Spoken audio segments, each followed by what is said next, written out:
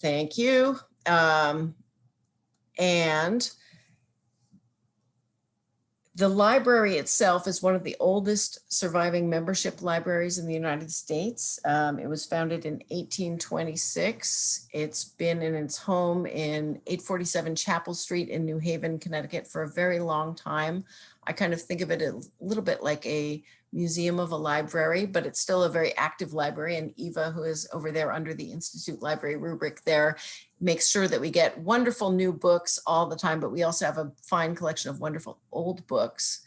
And I put together exhibits that have to do with words, books, archives, or collections in various ways. And most of my exhibits are group exhibits, but I do have something on my website that says if you have a proposal or artwork and you want me to look at it, I will. And Monica approached me, and it's proof positive that this works. And her work was so perfect for the space. And it really did seem like a one-person show and something that would be great over the summer. And it seemed especially great after lockdown and COVID to have something that was beautiful and hopeful and multidimensional and inclusive and just had all of the right things. And it's been a while since we've been planning to have the exhibit, but I'm so delighted that we have our summer exhibit. And Monica Ong Planetaria will be up in our gallery until September 8th. So you have a little bit of time left. And Monica, you're doing your friends and family event on the 24th, is that right? That's right. It'll be on Saturday, the 24th from 12 to 2 p.m. And it's a kid-friendly event as well. So we really welcome people to bring their families. Yes, and that's a lovely thing too. Having children see the library and see the artwork is a big part of who and what we are as a community place. So I hope that many of you can come and see us in the actual at some point. It's a really special, lovely place, a kind of time capsule that also addresses the modern. And we have all kinds of events, and this is one of them. And I'm really proud of You Are Here Poetry for New Cosmologies, which we're going to have tonight. And we have an all-star lineup. We have Jennifer Espinoza, Jennifer S. Cheng, Keith Wilson, and Monica Ong, who are all wonderful poets who write poetry relating to astronomy in various ways. And initially in our sort of rehearsal for this, I was going to read out everybody's bios, but in talking to Monica recently, I decided that before each person goes, I'll go through that part just so it's a little bit fresher in people's minds. But it's a real treat to have everybody here with us, and everybody is not all in the same place. So that's one of the reasons for having it as a Zoom event as opposed to an actual event, because I know most of us are a little zoomed out, and being in the actual feels really lovely, but there's sometimes when it's really perfect and pertinent, and this would be now where we can all connect. We can make our own constellation right here.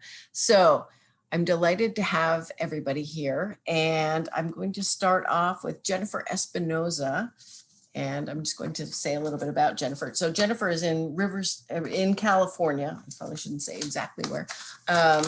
And Jennifer is a trans woman poet. Her work has been featured in the American Poetry Review, the Paris Review, Poem a Day, at poets.org, Denver Quarterly, and Washington Square Review, among others. She is the author of 2 poetry collections, I'm Alive, It Hurts, I Love It, from Big Lux 2019, and There Should Be Flowers, all caps, from Civil Coping Mechanisms 2016. So Jennifer, I'm delighted to have you here with us. A few housekeeping notes, if everybody could make sure that they're muted except for the speaker. And here we go. And I'm asking you to unmute now. There we go. Hi, everybody. I'm so glad to be here. Thank you for that introduction. I'm so delighted to be part of this event with these amazing poets. So yeah, I'm just going to jump in and read some poems that are mostly new, and then I'm going to read an old one at the end. Okay, this one is called The Heat Death of the Universe. On an ordinary night, I read comments full of people saying trans women deserve to be murdered for existing. And then I brush my teeth and go to bed like it's nothing. I sit there and stare at the ceiling until my eyes adjust enough to see the tiny cracks in it. Good shit, I think to myself. Great stuff. I have 500 names and all of them are bad. Together, they sound like baseball bats against bone, like wings beating frantically in an airless space, like God asking herself if she really exists. It is surreal to imagine how I will keep living like this, how I probably won't drink myself to death, how my skin will stretch and fold in on itself like time and space and memory and dreams, how I would stay alive forever and suffer the fate of the sun and the heat death of the universe, just to spite everyone. Return to light.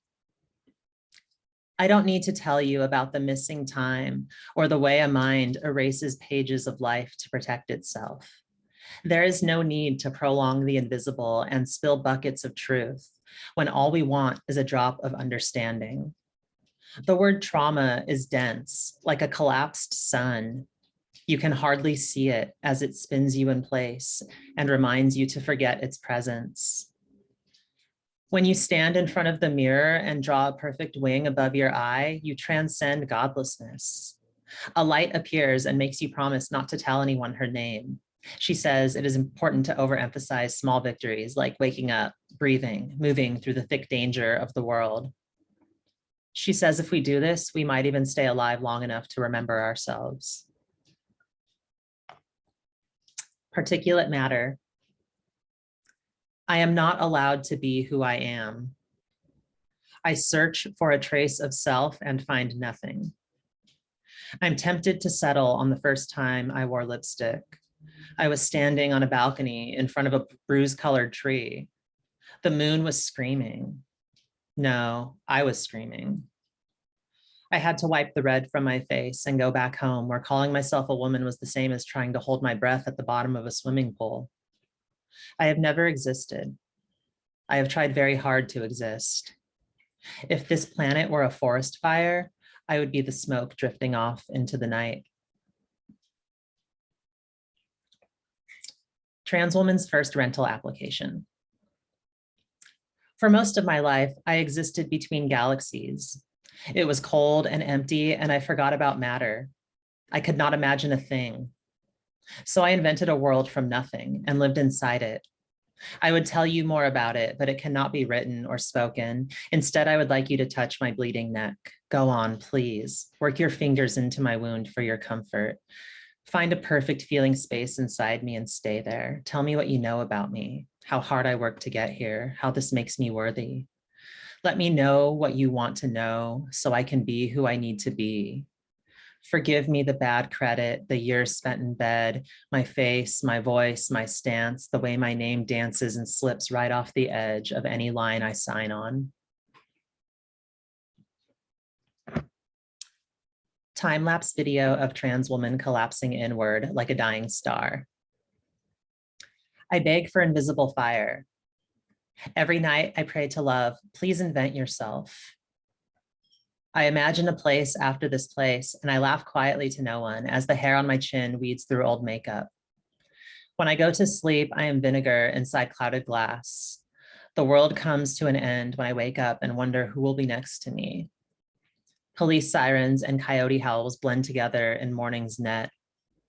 Once I walked out past the cars and stood on a natural rock formation that seemed placed there to be stood on. I felt something like kinship. It was the first time. Once I believed God was a blanket of energy stretched out around our most vulnerable places, when really she's the sound of a promise breaking. Okay, I'm gonna read two more pieces. This next one is called Housewife from Planet X. She remembers where she comes from. She wakes up in the body of a woman, the story of how she got here intact.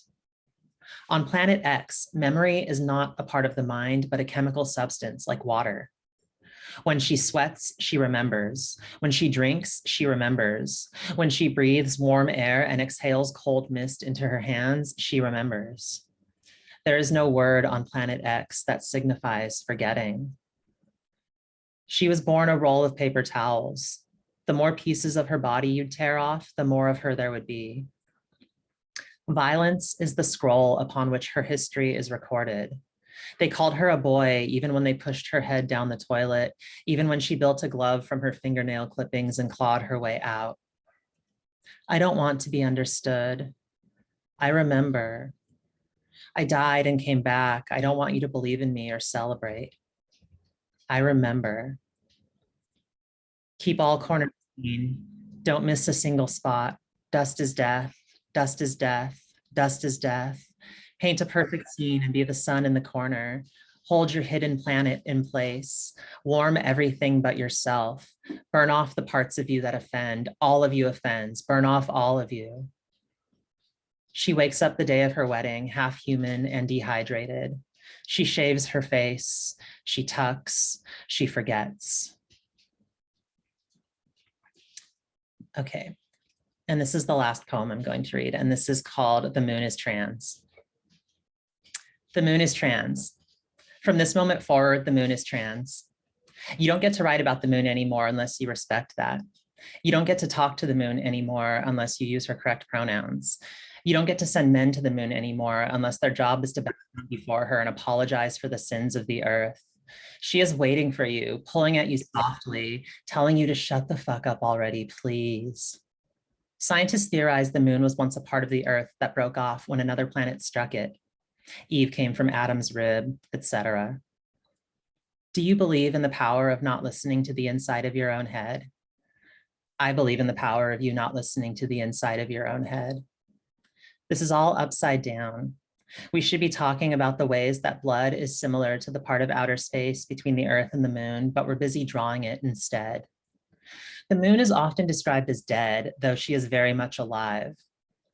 The moon has not known the feeling of not wanting to be dead for any extended period of time in all of her existence, but she is not delicate and she is not weak.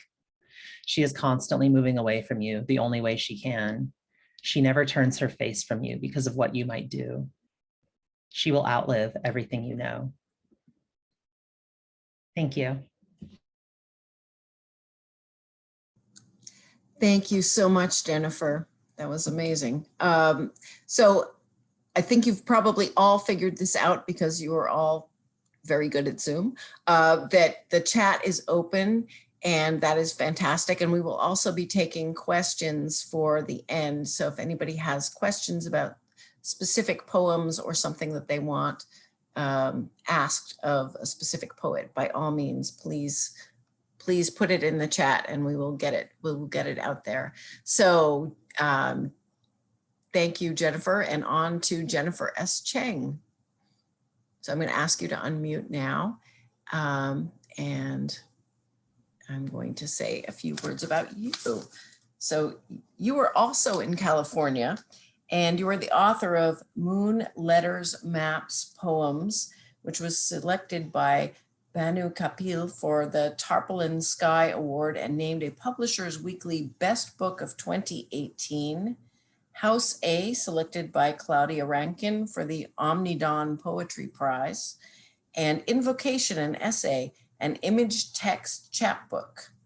You received fellowships and awards from Brown University, the University of Iowa, the National Endowment for the Arts, the U.S. Fulbright program, Kundiman Breadloaf, and the Academy of American Poets. So welcome and thank you so much for being here with us, Jennifer.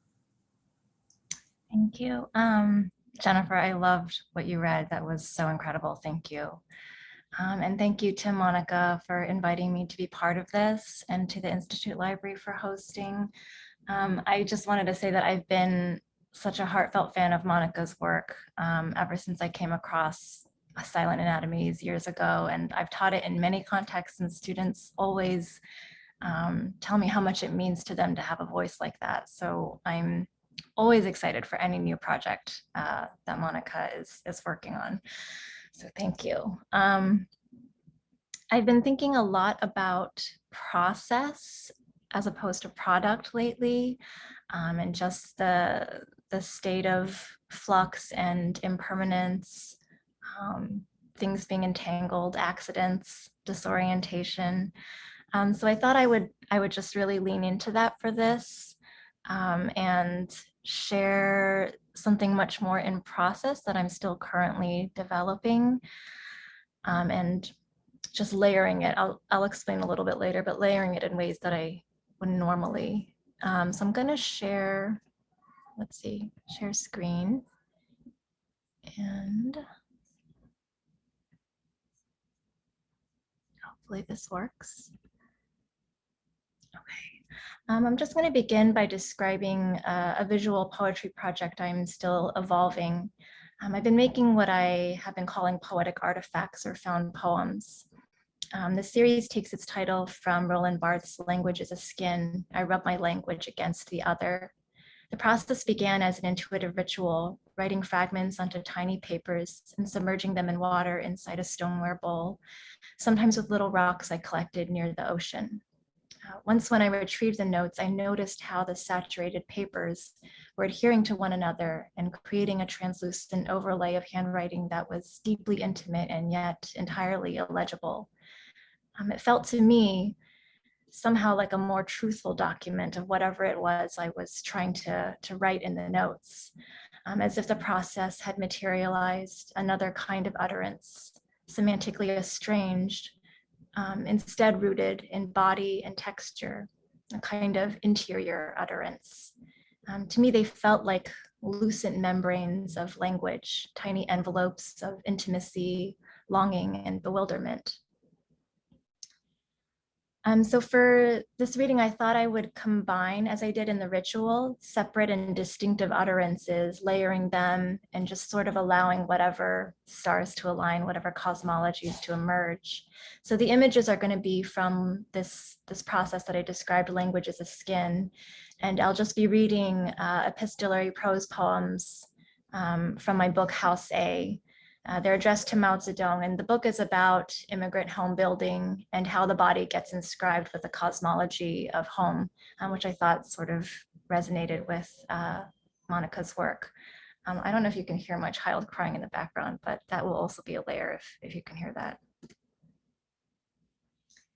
And I'm going to be reading the poems actually in reverse order than how I normally read them. Dear Mao, in the water of my house that sleeps, the sleeping house, the house of water, in the loosening of my childhood at sea, we imagine a map of imaginary seams to bind up the blue, the sea, as if it were a sleeping bag, a blue cocoon. Imaginary maps to represent a house, boathouse, house on stilts, house ready to be pulled into the wind, house for the sleeping child, house rebuilt. Tidewater represents a yearning. In the sleeping house of intimate objects, ceramic horses, wooden baskets, stone abacus, corduroy yellow cushions, shiny ornamental ashtray. There is the water of my body navigating these landscapes. There is the extension of the body that is taking them in. Something is learned, something is enacted. In the arrangement of movement within sacred space, walls, weather, inscription, in the archaeology of ritualized movement, in the study of architectural forms, the anthropologist takes into account geography and staging and finds in its spatial journey, its journey of sleep, a reconstruction of cosmology.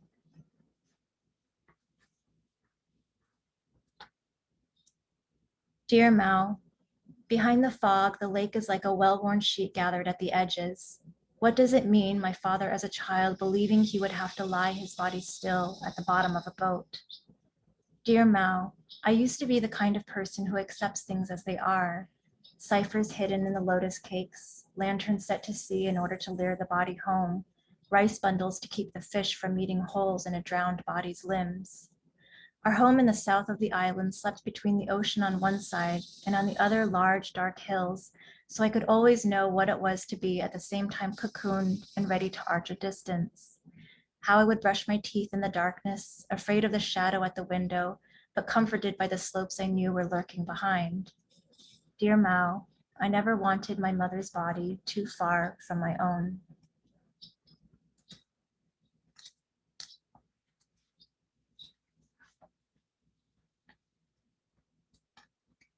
Dear Mao, stitched across my sleeping bag in thin silver lines is a contour map which resembles the ocean's own migratory movements or the spreading of constellations across a dark chart. I like to lie in it and pretend it is enveloping me. For if the world drowsy were to be washed in a sheen, perhaps we would all have some intuitive knowledge of the immigrant body. And we do at times, conscious of the ins and outs of how history holds us, or the ways we negotiate the space outside our bodies, noticing where and how we do not cohere. In stories we kept reading, wandering was a punishment, and we were instructed to pity the immigrant, the foreigner, the stranger. But what if the absence of a point of reference is not something to be lamented, but a structural foundation on which to build a house we fill with water? Yes, this is my family name. Yes, there is a haze between the child of the West and the child who identifies with the sea. And this is the last one I'll be reading. Dear Mao, I want to describe for you the feeling of sleep as described by neuropsychologist Julia Tononi, who uses words like oscillations and waves, while his patient is noted to gather the phrase, the sea moving about. Elsewhere are words like sleepwalking and daydreaming, so I can only conclude that sleep is a boundary whose line is slowly eroding. Sleep, like childhood, is more of a sense than an experience we can articulate from beginning to end. As a child in Texas bathed in sun, I often fell asleep in the car, even in daytime, and my father would carry me into the house with my head pressed against his shoulder.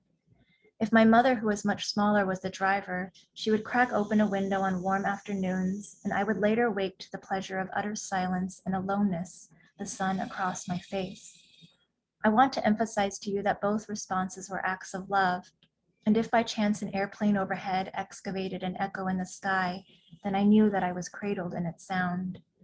Inside our home of secret languages, my mother boiled up a pot of salty rice porridge, and my father watched our neighbors like a devout mockingbird, straw doormats, pine reeds in the winter.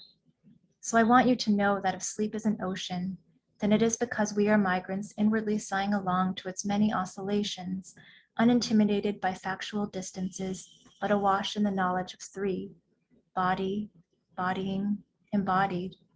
And if water is a metaphor, then it is because water fills up a room, slow-moving, blurry, immersive, but obscured.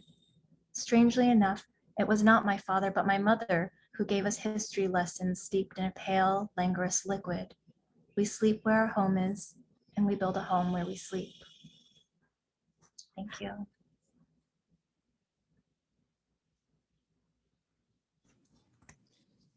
Thank you. That was amazing.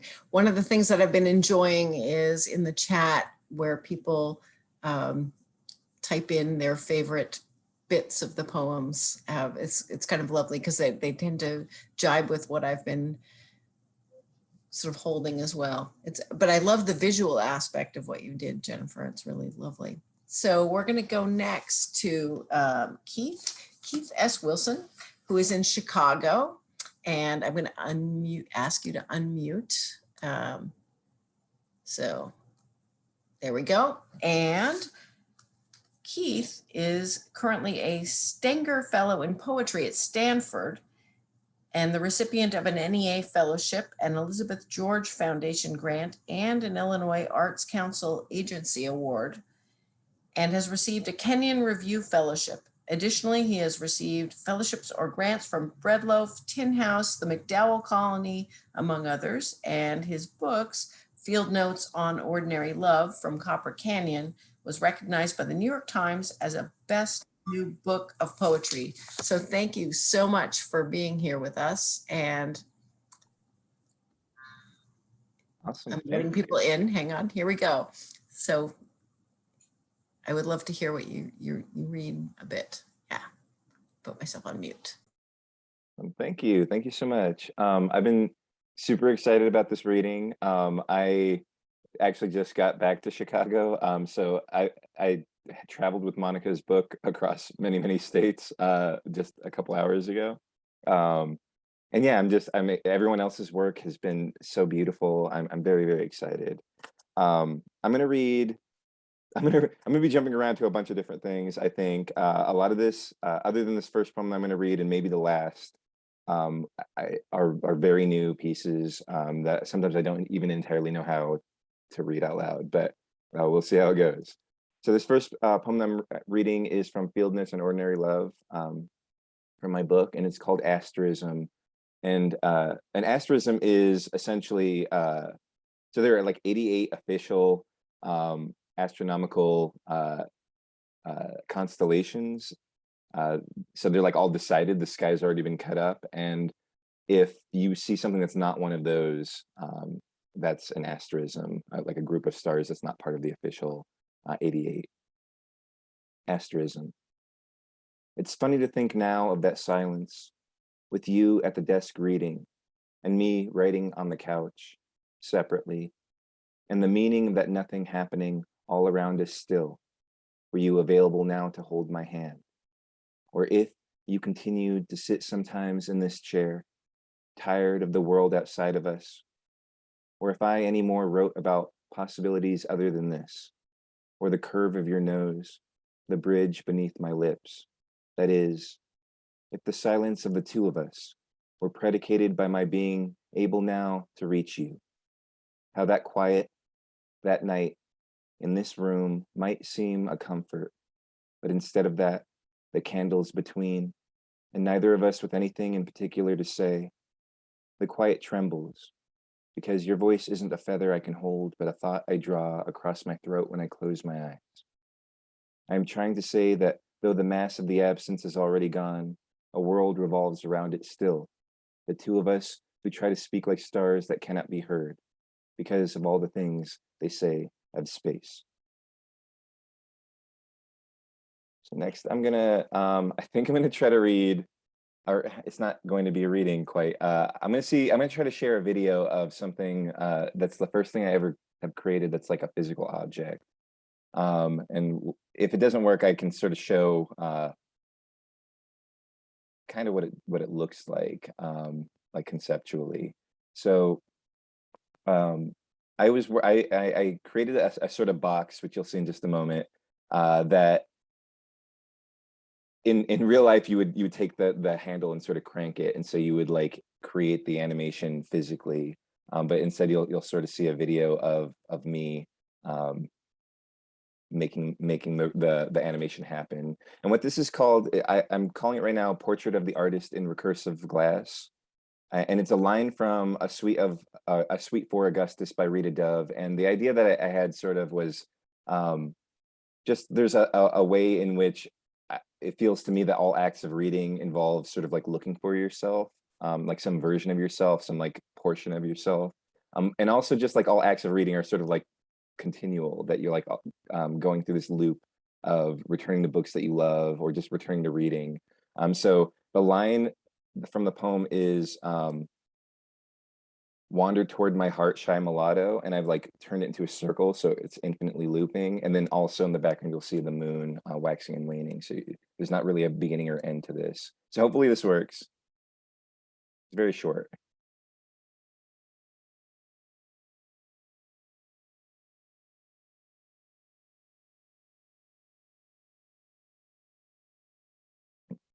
So I think that worked, and this is sort of what it looks like. Oh, it's blurred because of my setup, but it's like a also sort of exists as a as just like a single visual poetry piece as well.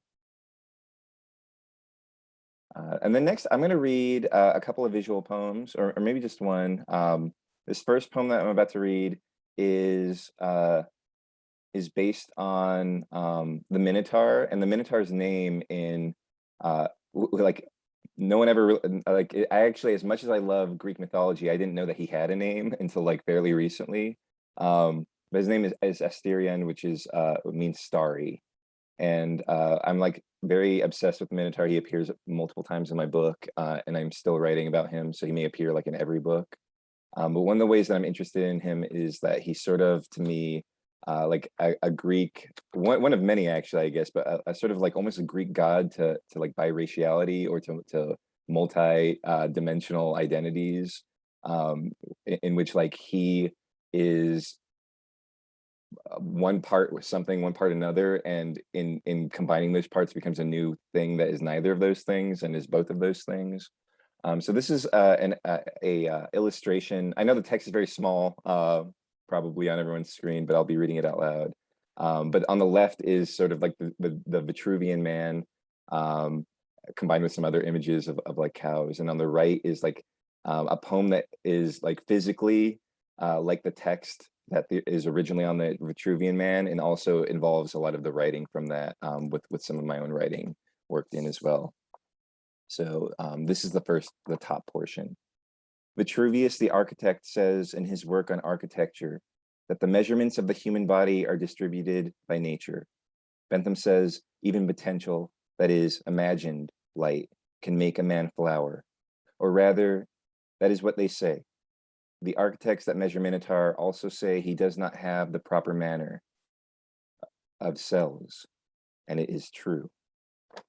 And then the bottom portion is, this portion is wild in the original translation. It's literally just like a description of how big like each part of a body is, like in the ideal person. And so this is doing that with Minotaur.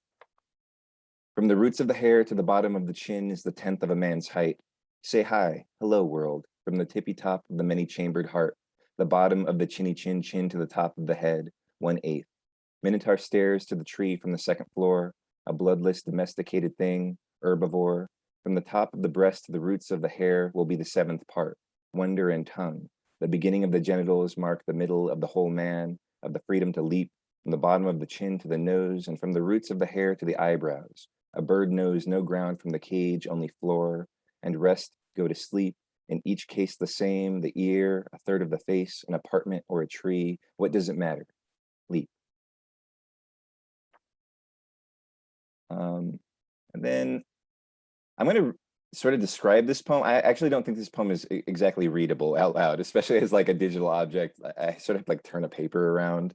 But this is a poem in honor of Trayvon Martin, who thought about being a pilot, which is the epigraph here.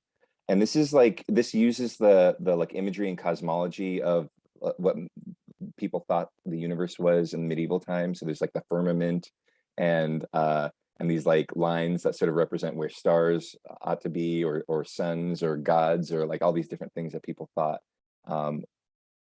theorized that space was.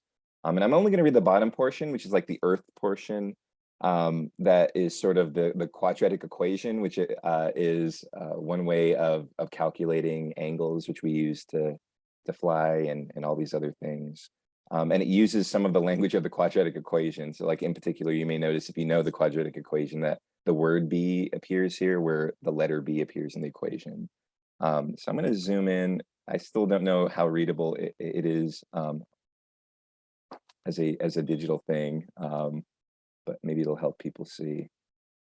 So the bottom portion is your name, the place where angels land. Negative B, with or without the square root of B times B, without recite for the times. Can I hear somebody say, the Lord sees not as man sees, the Lord looks on the heart. Can I hear somebody say, can I hear somebody say? So part of the repetition happening there is like the repetition of the equation, actually.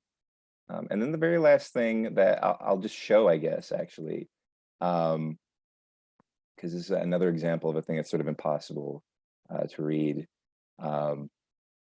is I'm going to show a digital poem that I worked on. And the idea behind this piece, it's called Rebinary, is I originally envisioned it as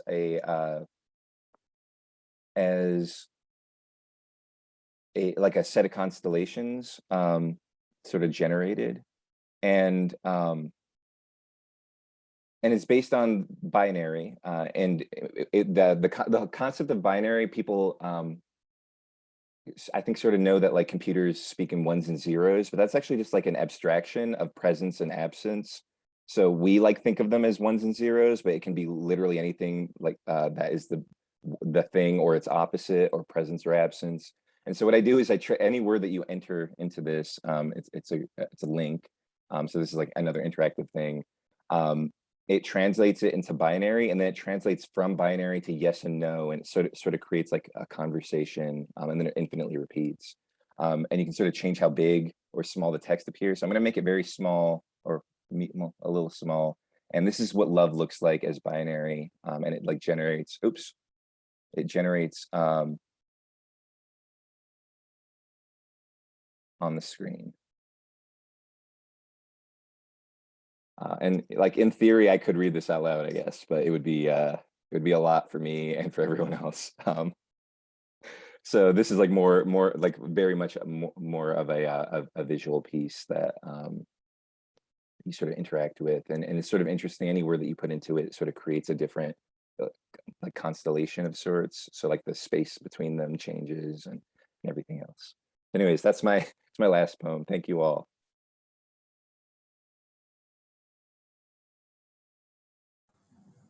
Thank you, Keith. So that leads us to our final poet for this evening, Monica Ong. And Monica is here with us from Connecticut. And Monica is a visual poet and author of Silent Anatomies, winner of the Core Press, is it Core? Core Press First Book Award in Poetry, a Kundiman Fellow and graduate of Rhode Island School of Design. Ong's visual poetry innovates on text and image to surface hidden narratives of women and diaspora. You can find her work most recently in Poetry Magazine, Redivider, Waxwing Magazine, Control+V, the Asian American Literary Review, and as part of the Yale Beinecke Rare Book and Manuscript Library. So welcome, Monica. Oh. All right. All right, there we go.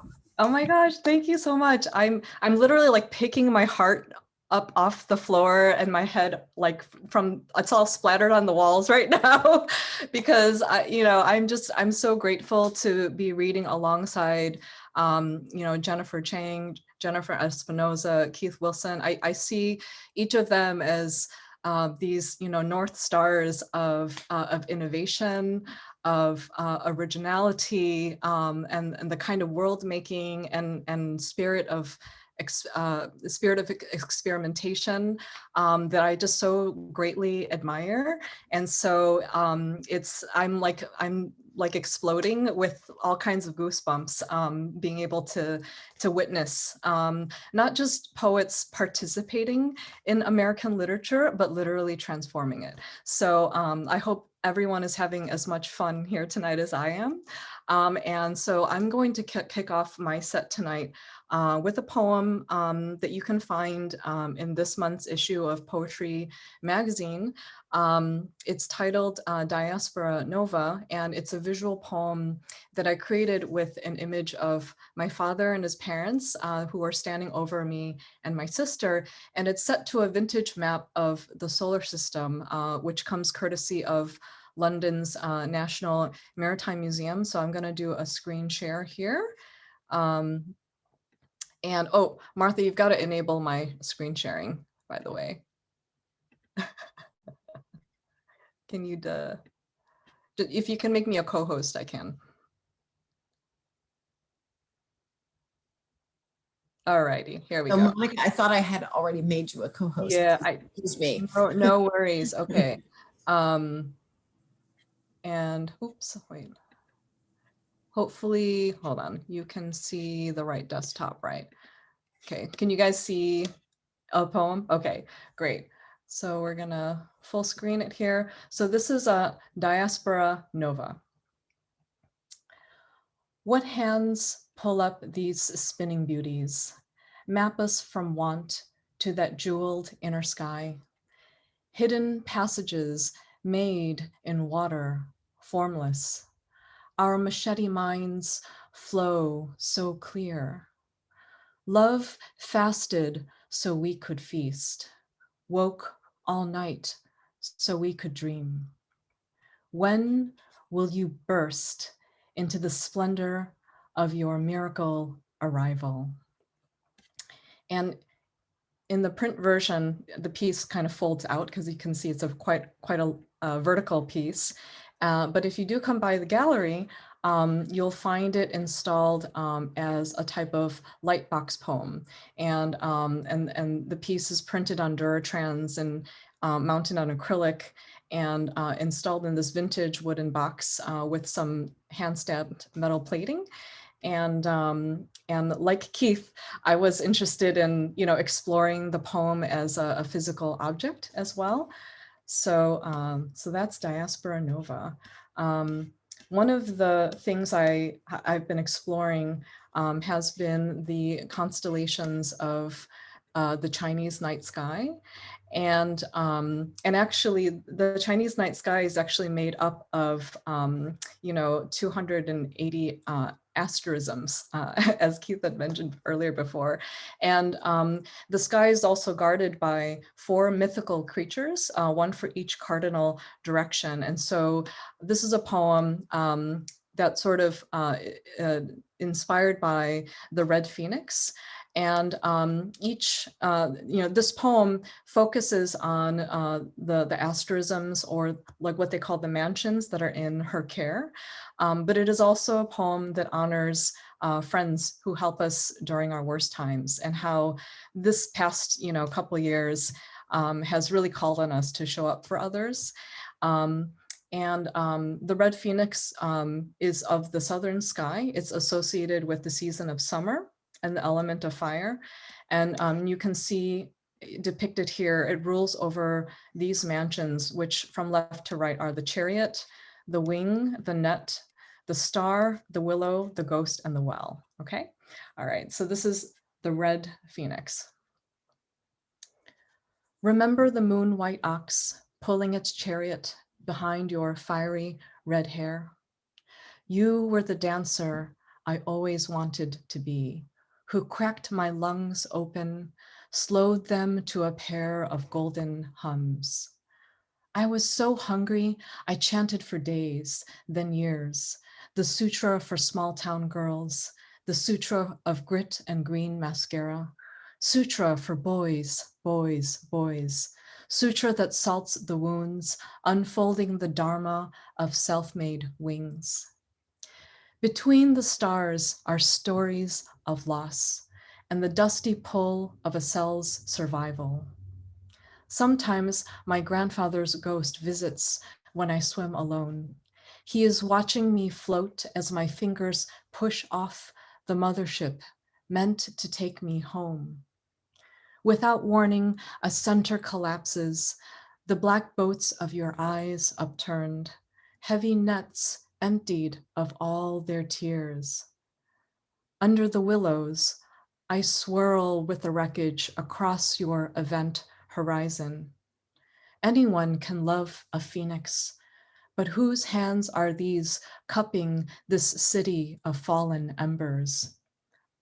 Hope bides its time in some hidden well, sings you an incantation for rising ash. Lifetimes ago in that burning house, I promised you we would make it out alive.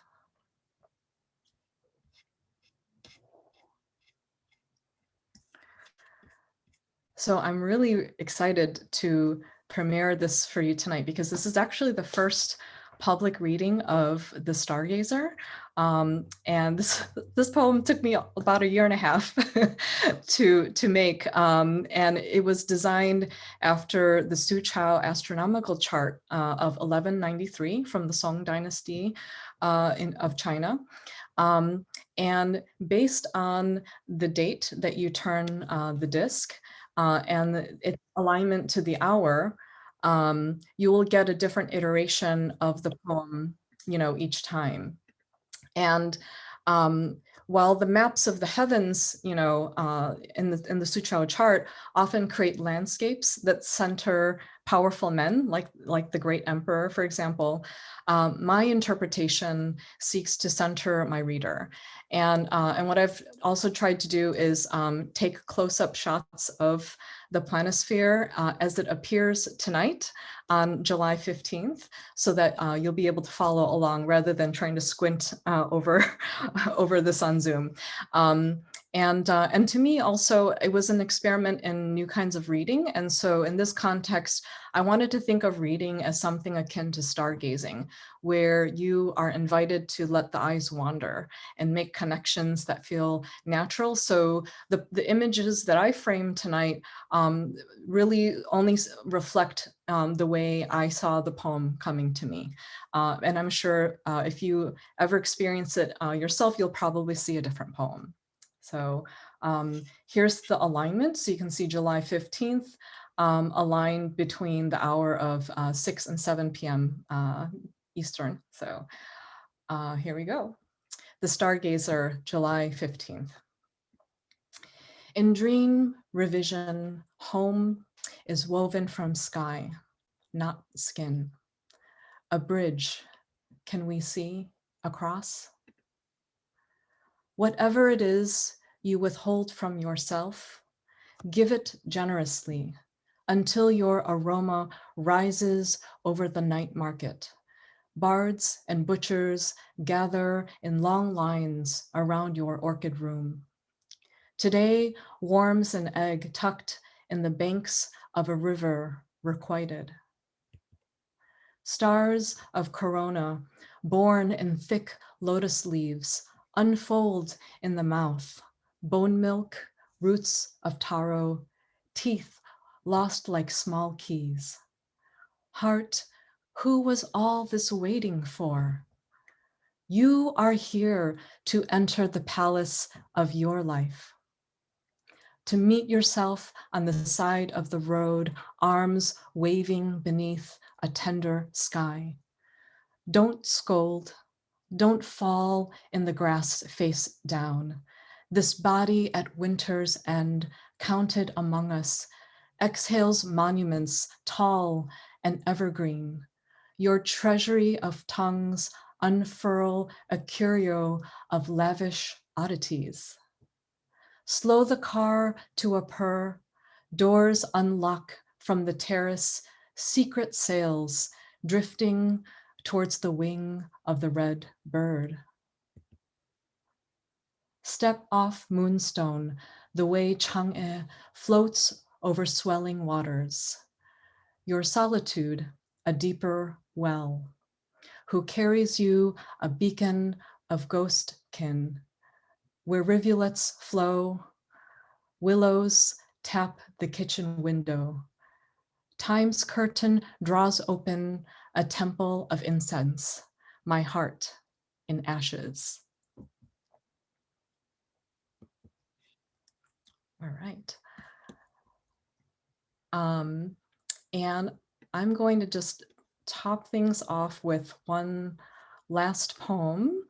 As part of the exhibition, I did a series of poems that took vintage astronomy diagrams and basically, you know, removed the words, the sort of more scientific words, and played around with some of my own lyrical language.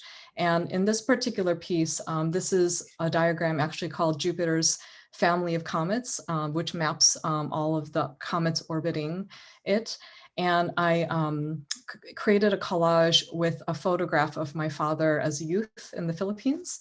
So, so this is called Jupiter's family of comets. Let's see if I can, here we go. So close, our shadows pass over distant skins, bodies just shy of crashing, crying because the math is so hard. This feeling of two neurons almost touching. Sun, earth, fatherland, warms silk broth with star anise. Mother lost, a constant nearing, until a flash of ice in flames. Tonight, I stay up, listen for you, in the static Jupiter haze.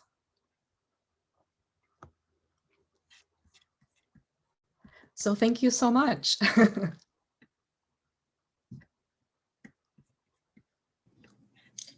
Monica, that was amazing. It was great to see the stargazer kind of in action, and I'm curious about what it's like to turn it to other days. So is there overlap from one poem to the next? Yes, so definitely when you turn this gazer around to other months, there's a whole other section of the sky that has other, other stars, right? From which, I created some verses. And, some of the stars, I just basically use the translation of their name. But what I did was I selected the ones I found most compelling, and then in between, I would kind of also insert some of my own lyrical connections as well. So it's part historical and part personal. That's great. I want to open up the floor to conversation. So if people have specific questions, they can enter them in chat, and I will read them all out loud. But I also wanted to invite all of our poets, Jennifer, Keith, and Monica, to have a little bit of a conversation now. I'm particularly intrigued by the way that, so it feels really intimate being read to, and really lovely, even on Zoom, which is not always the most intimate of media. And as Keith showed beautifully, there's some things that you can't really read, or you could read them, but it isn't the same as seeing it. And a lot of you, all of you, I think, make things that are both visually compelling on the page, but then also we're finding ways of reading them. Keith is a little bit of an exception there. Some of them are sort of pure visual. So I kind of wanted to talk about the difference for you as artists between formatting the words on the page to the experience of reading. And I realize I haven't formulated this as a perfect question, but it was something that kept sort of hitting me. Starting off with J. Jennifer's beginning reading, and the feeling that it was definitely like I'm hearing it directly from the person who wrote it, and it's different than when I read it on the page. So I was wondering if you could talk about that a little bit. I think I can guess that both experiences are equally important to you as artists, but I'd love to hear a more nuanced conversation about that. And I'm going to just unmute you all. There we go. I think you can unmute yourselves, but I've just asked unmute yourselves. So, do you have any thoughts about that? So one of the things I'm really interested in general is just like, in like sort of taking advantage of parts of an art form in ways that are sort of unexpected, or like very unique to that portion, like that portrayal of it. So one of the things I had begun to think of a little while ago with poetry is that, like, although I love poetry readings and hearing people read them out loud is amazing, actually that's like only a fraction of the way that I experience poetry. Most of the time it's actually from a book. And what's sort of interesting about that is that, like, the book is a visual object, even though we don't always think of it as that. And so I like more and more began to like think about white space and line breaks, that, if you read a poem out loud and ask people where the line breaks happen, like, I think people will often have all kinds of different ideas. So like line breaks are both important, but also like a visual artifact. And so anyways, I think in some ways when I'm writing, with a couple of things that I shared today, they're very, very visual, but I think I'm always sort of thinking about these as the stuff that I'm writing is not like perfectly living in any particular, like, I don't know that reading it out loud is exactly the best way. I don't know that like reading it in your head is exactly the best way. And so it's sort of just like always an experiment. it's really interesting to share it in a bunch of different ways. Well, I don't think that there has to be one perfect version, like can it be both? You know, and I think there's a real difference between punctuation, the way that the graphic form looks, and the way that I hear it in my head when I'm looking at the graphic form, like a comma or parentheses or any of them, and the way it sounds when somebody's reading it. But I'm not a poet, so. Well, I just wanted to just quickly sort of chime in to say that to me, like every poet here makes me inhabit a poem off the page in some way, shape, or form, you know, whether it's making me rethink about how am I inhabiting my body? How does the poem, you know, take me off the page into a relationship with the world around me, or a relationship with community, you know, and also like physically as beautiful, you know, experiences with objects.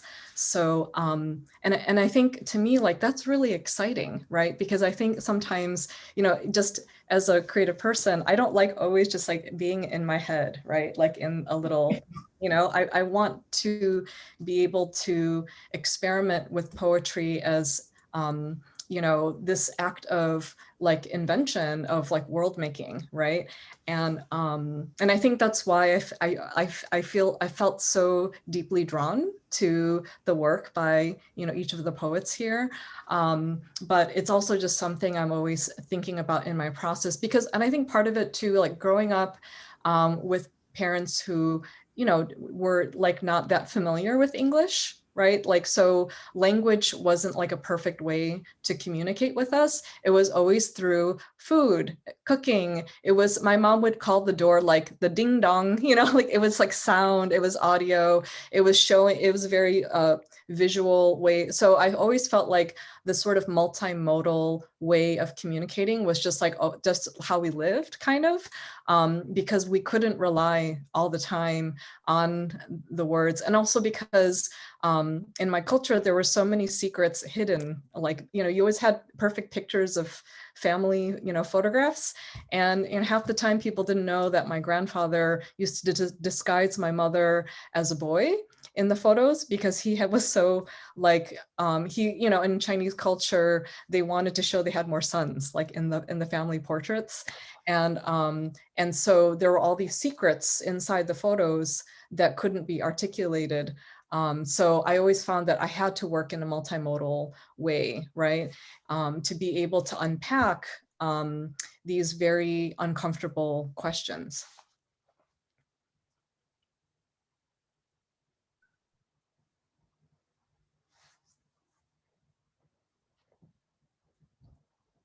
Yeah, So I'm wondering, sorry, go on, please. Oh, no, you can go first. Well, I'm just inviting people to put questions into the chat if they have any, because I would love to hear what you've all been thinking. And I'm just sort of overwhelmed by how gracious everybody's been this evening. It's really lovely to hear and see things like this. But anyway, please, Jennifer.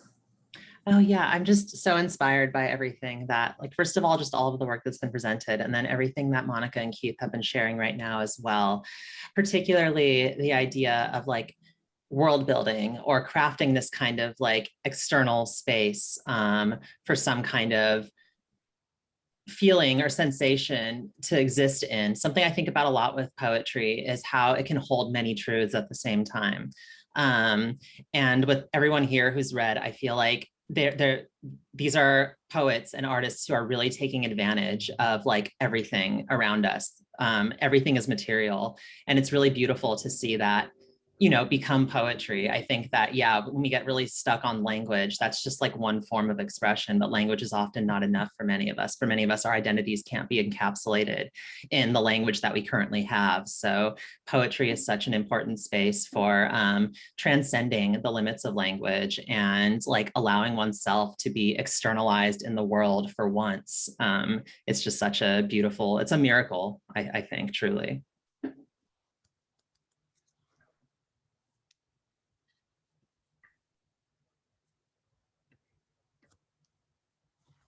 Sorry, I wanted to read what Oh, I've got a question here. I'm wondering whether, this is from A. Leahy. I'm wondering whether you are all in communication with each other or visual poet or other visual poets, whether there's a community of visual poets or poets who do art poem collaboration, and how you consider publication given the constraints that traditional poetry publication has. That's a big, that's a big, Yeah. I mean, there are definitely some, communities online that I'll see on, Facebook or Twitter. And I think, in a way, there, so when I think about the constraints of publication, I used to be intimidated by that because I used to think, oh, I need to like make my work fit into X box, right? But then after a while, I was like, actually, like, we exist in order to expand the categories and the genres and the definitions, because it's much more exciting that way, and I think when I kind of remember starting out, not really being able to submit anywhere because they would ask for like Times New Roman 12 point and no pictures.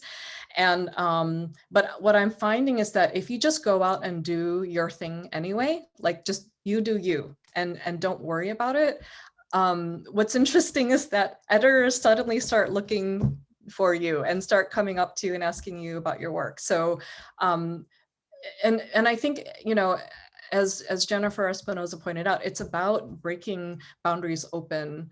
It's about, because I think that's actually more of a service to our readers. There are readers looking for new spaces, for reflections that maybe are hard to find right now. So I don't know. I feel like it's challenging, but I think that the publishers that are looking for that are out there too. Yeah, one of the things that this is like maybe like a practical thing that I do is actually I personally think that oftentimes we don't like, even when I'm like functioning as an editor, we're not like 100% sure even what we're looking for, even when we say that we're sure, like even when we say we're looking for whatever thing, and so I'm sort of lucky that I also write like more traditional poetry, and like I'm doing both of them. And so one of the things I do is I'll just submit like a bunch of regular poems and then like add a visual poem on the end. And I'm like, if you are interested in this or able to print this, here's another one, and if they're not, it's like at the end, they'll just skip over it. And if they are sort of interested in it, maybe, maybe they'll take it. The other thing that I've been thinking more and more recently is also just like, as much as I love poetry, and I think my writing is always like informed by poetry and is poetic, I also am just like more and more open to thinking of these as like pieces or something, like objects. And so like sometimes there are opportunities for them that like are not a journal, and that's like super exciting to like submit to as like part of a visual, some sort of visual exhibit, or like, I don't know, like there's just like all kinds of ways that some of these, if you're working in a visual space, they might fit into things that are outside of a poetry journal. Yeah, and then there are definitely, presses and also galleries that often are interested in, text as image. And actually, there's a huge tradition also of visual artists who like work with text and language too. So and that's actually, I came to poetry via those artists actually, like Jenny Holzer and Janet Cardiff, who's a sound artist. And that's the thing is, I think Phonograph is a publisher that publishes writing as like vinyl records, so like audio works. I think Doug Kearney recently released a record there of his interesting experimentations with them. And I think also because like the way people read is changing, right? Like how are these new generations, communicate is multimodal anyway, especially because of all the new kinds of media that are out there.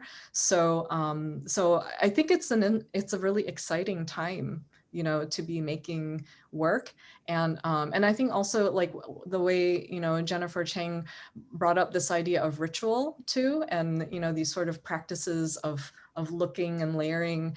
And I feel like I'm seeing also this idea of like poetry as you know, coming out of process and ritual as something like just, again, super exciting and fascinating. I wonder if you're okay with just telling us a little bit more about that, Jennifer, because it just, I don't know, the kind of eye of attention that comes out of that is so beautiful to me. I mean, I think that this past year particularly just got me really interested in the way that ritual feels like poetry embodied. It feels like a way of externalizing an interior utterance in a way that doesn't have to, you know, make sense the way that we normally make sense. And I do think that they're, you know, ritual and poetry are just so closely entwined that way. And actually one of the questions I was thinking that I wanted to ask you all, just because in experiencing all of your work, if they feel, I mean, poetry always feels this way, but particularly in this space, it feels really liturgical. It feels like something that foregrounds practice and process. And I was wondering about the rituals and liturgies that have been grounding for you throughout, you know, lifetimes or in this past year or so, or yeah.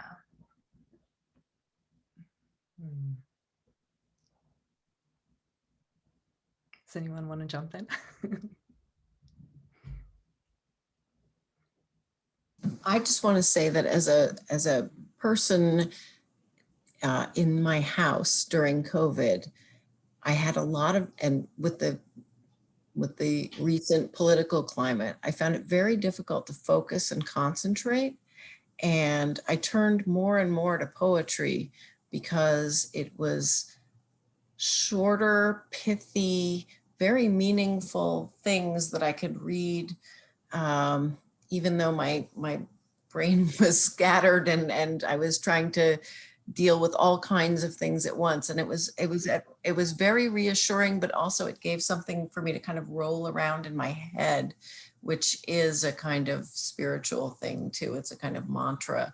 And I found it became extra meaningful to me in a way that it hadn't for quite a while. And I feel like I'm not the only one, that many people have been paying more attention to poetry, especially during this moment. And that definitely seems to have something to do with ritual. And I started also getting a number of things in my already cluttered email inbox, and one of them was a different poem every day, which I think probably before COVID would not have been something that I would have liked, but in fact, I deeply, deeply appreciated it.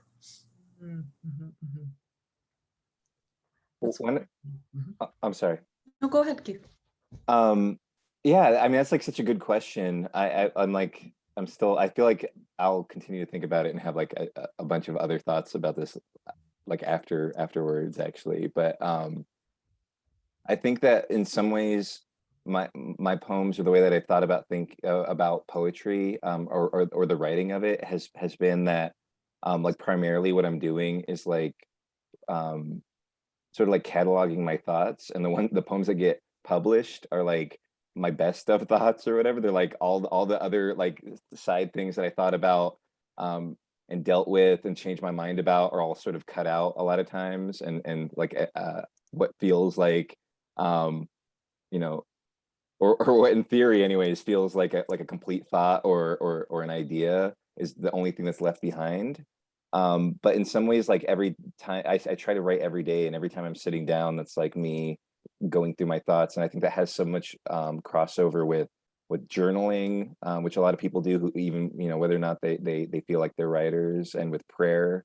I know that and meditation, like a lot of people are like not sure how they feel about something until they've like prayed about it or meditated on it or written about it in a journal. And I think the difference, one of the differences for me in poetry is just that like at some point I'm open to sharing it, and like there's other things sometimes you're like it's fine that I've just gone through it, and I have a lot of those thoughts too, but like every so often I'm like, actually this is sort of interesting, and I maybe I've come to some sort of like a conclusion or something, and now it's publishable. But so much of what I'm doing is like not that. It like only becomes that sort of ritual, and is never shared, and is only like part of me like dealing with like my emotions or thoughts or trying to. I love that. I found, particularly during the pandemic, one of the, I guess you could call it a practice, but one of the practices that helped me a lot in growing as a creative person was the act of encouragement. And it's very much built into like Buddhist communities, where, every day it's like, what have you done to encourage somebody, But I think especially during the pandemic, when, it was just, everyone was having a time, right? And so, and I think when you're in that place, it's just hard to like be pulling stuff out of your brain, right? Because it's just so heavy and challenging and difficult. And I always found that whenever I was on the phone or on Zoom, just listening to someone or encouraging someone, or when people are just, you're just sharing the load with someone, there's some kind of growth that happens in your life, or where you're racking your brain to try to just think of one thing to like comfort that person who's really going through it. And what I've always found is that every time I engage that way, in community, even without trying, like things will just show up in my creative work, and I in a way too, that I feel like the way I'm writing now is so different, because it's so not just me being in my head and intellectual about things, but it is really more about really replying, and really thinking about how can we create something that really reminds people that they belong, and that they matter, and that that also we are all a coalition here. We're building coalition through what we create. So so I always feel like if I'm getting stuck, if I'm feeling like I'm just hitting a wall, sometimes the first thing I ask myself is, have I encouraged somebody today? Because maybe that's what I need to do. Yeah, I really resonate with that response, Monica.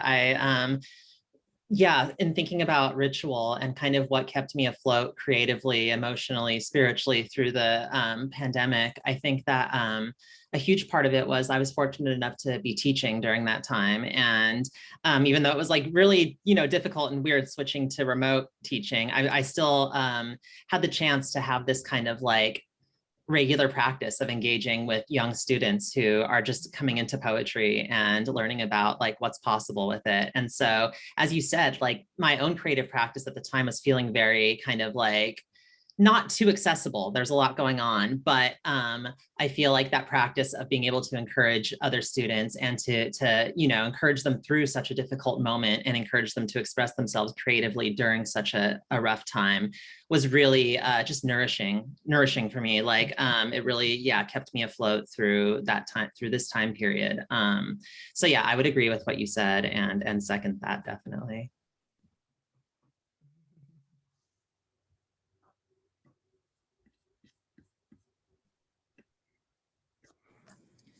So poetry really does seem to have this sort of simultaneous part about it that's incredibly personal and intimate, and at the same time speaks to a larger audience, to the universal things.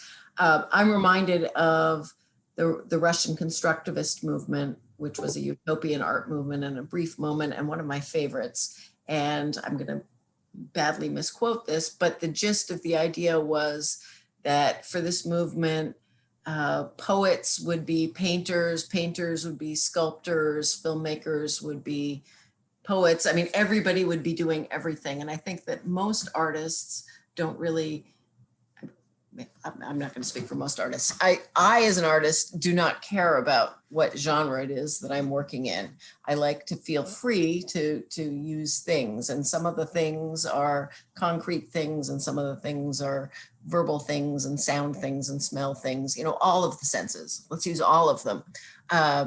And that the thrill of making isn't limited by being in one category or another. I know that there are other people who may prefer to hone in a kind of expert way on one thing. But one of the pleasures of art making to me is the freedom to not care about those kinds of boundaries. And I think editors and people trying to put together exhibits and other things may have different feelings about this because they're busy trying to sort of rein it all in, make it comprehensible.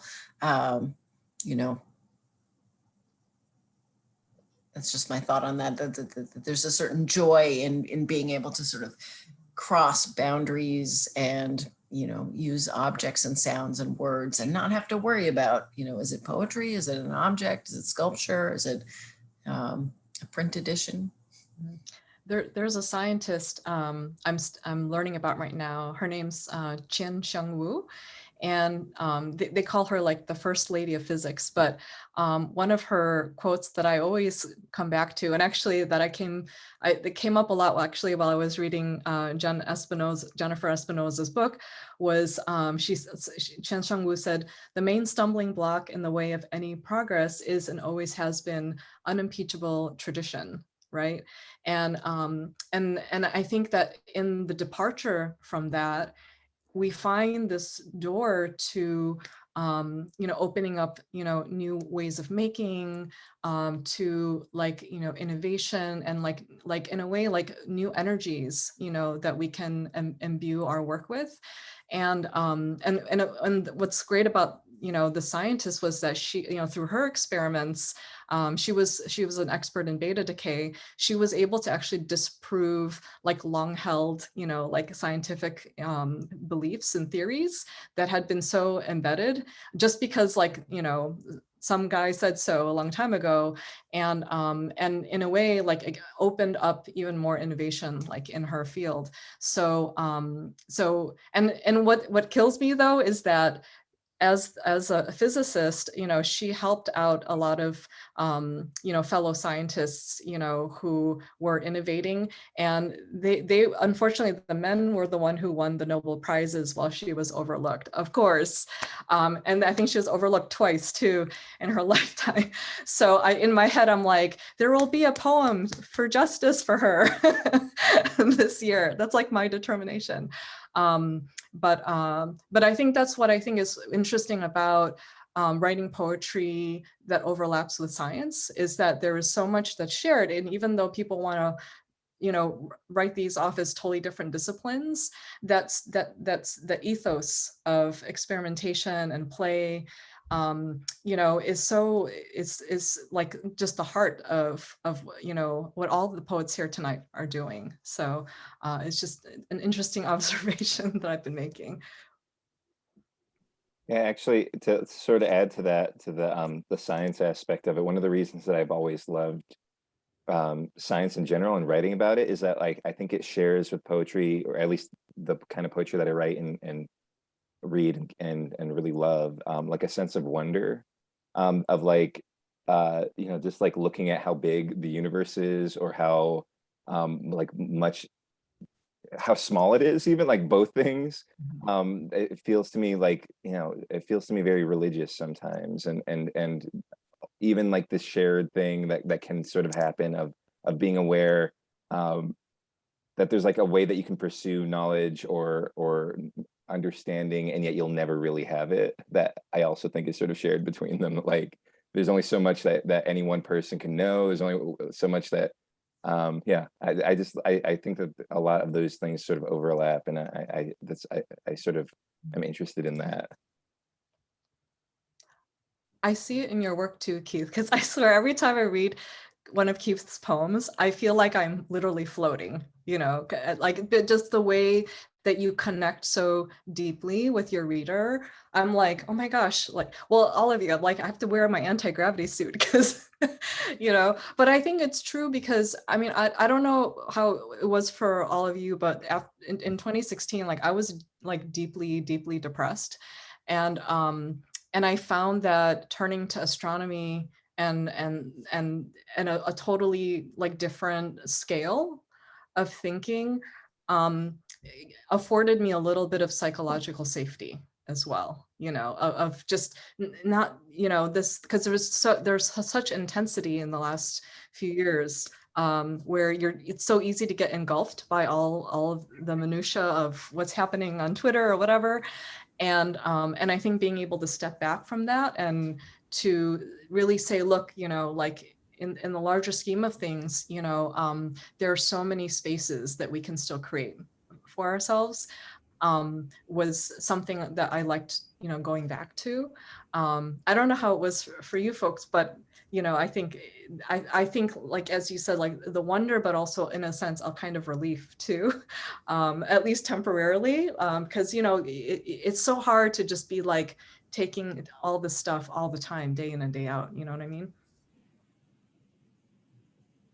Yeah, I live, I mean, I'm not there right now, but I live, you know, some number of blocks from the ocean. And I always feel that when I'm there, the sense of being so small, and yes, yet also that feeling of smallness swells to such a largeness. And that, you know, that weird convergence of that feeling is so, like you said, it's such a relief. It's full of such wonder and also such relief at the same time. They come together, and I love that. Yeah. I also found history, looking at history, quite calming. And I think that may have had to do with sort of the set of facts. So science and reading about the way that things go and how we understand how things go. There's something really reassuring. It's something bigger than we are. And history, you know, there's all kinds of really upsetting things in history, but there's also the fact that people have survived things in the past that were horrifying, tumultuous, difficult, and finding out more about that as well. And the ocean is just endlessly, there is something about looking into that soup and feeling like you're a part of it. I love the way that at the beach, everybody knows what to do. You know, everybody starts shell collecting, digging, building, wading, like we know what to do.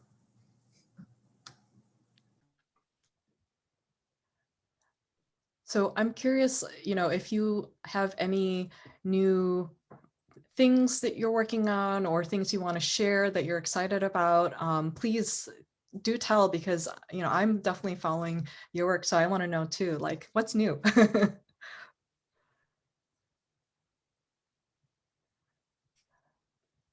I know someone's working on a new manuscript, right?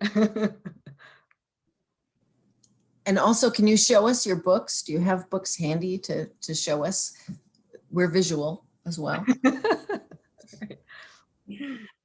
Guilty as charged when it comes to the new manuscript. Yeah, that's me. Yeah, I definitely have completed a manuscript, and now I'm just sending it out and crossing my fingers and hoping somebody will love it and pick it up. So yeah, that's where I'm at with that.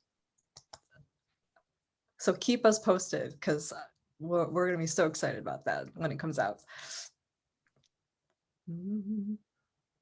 I'm sort of working towards a book. I also am writing a lot of things that like can't go in a book, and so I'm also just like figuring out like what it is that I'm doing. I'm gonna actually maybe share a link to the thing that I've been working on most recently. Like this is just, you can tell by the URL, it's like not a public thing necessarily, but I've been writing digital like poems that involve interaction of some kind. And so they're interesting because they're very shareable right now, but also yeah, I don't quite know if they will end up being published or just available on my website. But I've been like coding basically and trying to combine some of the visual stuff that I've done in the past with like the ability of allowing a person to interact with that thing. So that's like what the very latest thing that I've been doing is like coding stuff. And my book is oh yes, I keep forgetting I have the blurry thing on. It's Field Notes on Ordinary Love. Maybe I'll post a link to it. That's awesome. I love that.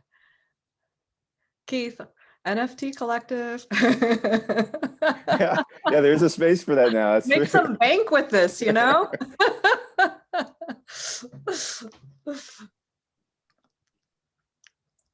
Cool. Jennifer, are you working on something now too? I'm far from another book. Yeah, I gave birth a couple years ago, and that pretty much I'm still recovering from that, I think, or trying to recover a new self. But I've been giving myself a lot of permission this past year with just focusing on process and practice. And really, it's been such a nourishing, I don't know, framework to be working in. So I'm just, yeah, I'm allowing myself that space and really enjoying it, actually. Yes, yes on that. I totally agree. Actually, my big project during the pandemic was learning to sleep again, because I actually suffered from really terrible insomnia before the pandemic, and I think it could have easily made things worse, right? But I actually worked with a lot of different people to, like you said, give yourself permission to rest and to be nourished. You know, and I think and I think that's important, because I think, you know, as you know, when we talk about not being, you know, constrained by genre, we also can't be constrained by, you know, sort of ideals of, you know, capitalistic formulations of what is, you know, writing and creating. And to me, it's most fun when it is messy play, and when it is about trying new processes and rituals, when it is about creating poems that are just impossible, right? And so once someone asked me, like, what do you make? I once said, I make stuff that publishers hate because they don't know what to do with it, you know? And but in a way, like, you know, I think to me, that's what that's what revitalizes, you know, this space, is to be a little impossible sometimes, you know. So so yeah, I love that everyone's like leans into, you know, just being yourself, you know. And you know, I think that's super exciting. So man, I'm so grateful to each and every one of you, really, from the bottom of my heart. And I know everyone's kind of zoomed out at this point after so many months of Zoom. So I really deeply, deeply appreciate you, you know, giving your precious time to create this wonderful space here, and to share incredibly gorgeous and innovative work here tonight. I want to second that. I want to thank you from everybody at the Institute Library. I do hope that you will come and visit us. The doors are open whenever you're in New Haven, and I want everybody to invite everybody to visit us at institutelibrary.org. You can get a little bit of a taste of what the gallery is and what the place is, but you've already had a taste of what the place is in a sense with this tonight, because this is the kind of event that we strive for. And that is due to the generosity of all of you. So thank you, Jennifer Espinoza, Keith Wilson, Jennifer Cheng, and Monica Ong. It's just been an extreme pleasure. Really lovely. Thank you. Thank you. And we are recording this, and we are hopefully putting it onto, I guess, the YouTube channel of the library, because we're that modern, we have one. So I hope to see you all again in the future, and this has been extraordinary. Thank you so much. Have a good night.